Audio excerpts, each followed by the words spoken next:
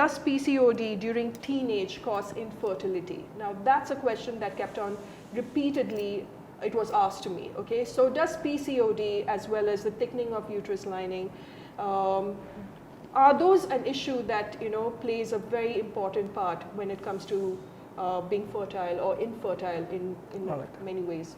See, I think I think probably this is definitely one of the most important questions that should be answered today, because you meet up any kid, or probably I get at least a couple of calls in a week from my friends who have their daughters in this particular age, and they tell me that no, they have this PCOD, what do we do, why are they worried about?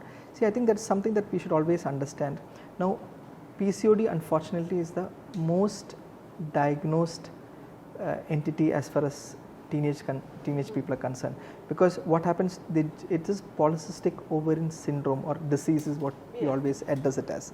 So what basically happens is they'll have some menstrual irregularities, that they'll go to a gynecologist. The gynecologist will ask them to do a scan, and once they do a scan, they will say that yes, the ovaries are having multiple small follicles, so it is a PCOD, right? So it's polycystic ovary, so it's a polycystic ovary. So every polycystic ovary need not be a polycystic ovarian disease or a syndrome. Okay. It just means there are good number of follicles in your ovary, or you have enough and good number of follicles. The challenge always comes when you have irregular cycles. Now, if you look at the diagnosis of PCOD, now how do we diagnose a patient with PCOD? They say it is polycystic looking ovary, irregular cycles, and hirsutism. Hirsutism means like excessive hair. Okay. Now, how much of hair is excessive is again a big question. Some people are so concerned with little, that pubertal time, that once they like that 13, 14 years to like 17, 18 years, it is when they start getting all the pubertal signs, and then they get so conscious. So I think a lot of times what happens is they are misdiagnosed with PCODs, and then they kind of are treated for PCODs. Okay. So I think, see, PCOD, if there are certain patients who have PCOD, will remain PCODs over the years, and as their egg reserve comes down or as their age comes down, the PCOD goes away. Okay. You can never treat PCOD and remove it off. Okay. Probably we treat it for the symptom. See, when the patient is having irregular cycles with PCOD, and if irregular cycles are so much of a concern for that particular person, we treat irregular cycles. Once the patient gets into a time where they get married and they want to have a child, we treat them for that. So PCOD is a disease that you treat according to the need of the patient. Sure. Not just that every PCOD has to be given every possible thing, is never. And please don't, especially these young girls who have got irregular cycles, see, there's no hard and fast rule that every woman has to get ovulate every month. Okay. See, the things that, see, it's like this. I'm not saying, yes, ideally yes, if you want to conceive, you ovulate at least once in a month, it is easy. But otherwise, they say that if you are able to menstruate at least 3 to 4 times in a year is fair enough, good enough. You don't need to, you don't really need to take medicines and make sure that, okay, I'm going to menstruate every month. See, it is not like, it's not like a mandatory thing. Yes, definitely you cannot keep having a menses like say once or twice in a year, because that's a long term that you don't have menses. Yeah, and then when you menstruate, what happens? You end up having a lot of bleeding and difficulty and things like that. So 3 to 4 times or 4 to 5 times is a good number of time that they can menstruate while they are not married and they are not really looking at pregnancy. So I think people have to just accept it. They menstruate this particular only during this particular phase of time, and you take it from there.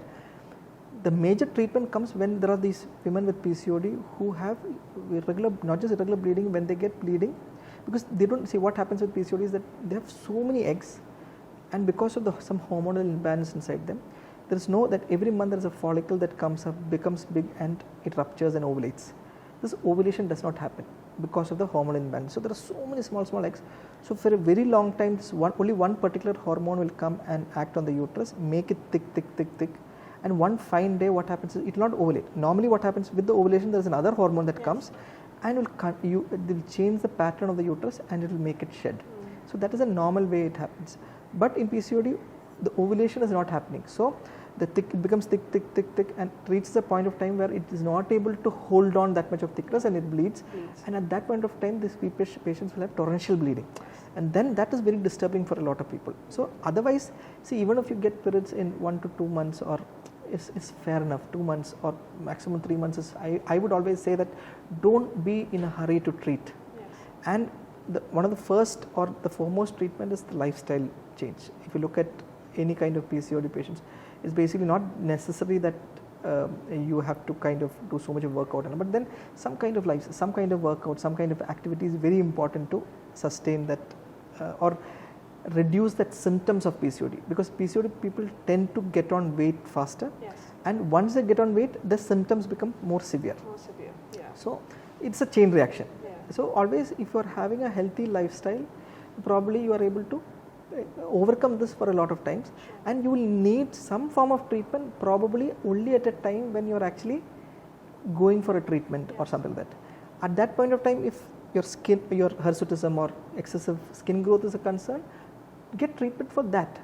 Don't unnecessarily take in too much of hormones, especially young girls. But doctor, do these treatments, sorry, that's part of another question, do treatments for PCOD, like I know many doctors, many gynecologists put you across with birth control pills. Correct. Does that have a long-term effect where infertility is concerned? Does that play a havoc in the whole system? Definitely not. Actually, the oral see, if you look at it, oral contraceptive pills are the most commonly used pill worldwide. If you take any kind of medicine that is used by the maximum number of women around the world, if you look at that, the most used pill in the world is actually oral contraceptive pill. Yes, a lot of people do talk about side effects of oral contraceptive pills and things like that, but then that is a very minuscule number of people who need it. But like I said, unless the symptoms are very severe, I really don't recommend giving oral contraceptive pills. But then if the patient needs a bleeding, and if they want to kind of time it, or there is a thing that they want to time it, at that point of time, having occasional oral contraceptive pills is not definitely going to affect the future pregnancy. Now, PCOD people are people who are going to have difficulty in ovulation. So that is why they have a more difficulty once they get married to when they're trying for pregnancy. See, normally what happens, every woman is ovulating 1 egg in a month. PCOD people are not ovulating one. They probably in 2 or 3 months they are ovulating once. So the chance of trying for a pregnancy is much lesser. They don't get enough number of time that they can try. Imagine one person trying 3 months, they get 3 attempts, whereas this PCOD patient, poor girl, is only able to try only once in 3 months, and they don't know when this is happening. See, that is the biggest issue, because this is one information that I always tell our patients, because even you're talking about teenage now, especially even people who get married and they start planning for a pregnancy, especially people with irregular cycles. I think everybody today are so tech savvy. They do talk about having these apps which tell them that, okay, this is the day that they're going to ovulate, and the whole cycle, and then they actually on the net they tell you that this is the number of times, that this is the days that tentatively you're going to ovulate. So they always say 14, 15, 16 days. But what happens, especially in women with irregular cycles or people with PCOD, is that their ovulation is much later. Somebody who's actually having their menstrual cycle, irregular menstrual cycle, say 45 days or 50 days or 60 days, is ovulating much later. But what does these people do? They will try during 14th day, 15th day, and then after that they're worried that if they have intercourse, something might happen to the baby. So they will think that if they're pregnant, let's avoid. But what has really happened is they really had not had any sexual intercourse during the time of ovulation. So they miss it completely. And a lot of these apps always sometimes end up getting it wrong. Somebody who's having a regular cycle, things are different. Probably it works more perfectly. But people with irregular cycles, kindly don't look at dates, kindly don't look at apps. It can go wrong, and it can actually give you the wrong information. That is, I think, a very important information, especially today's generation should know. That don't, especially women with irregular cycles, please don't follow apps and dates and things like that. Brilliant. I just hope that answers your question.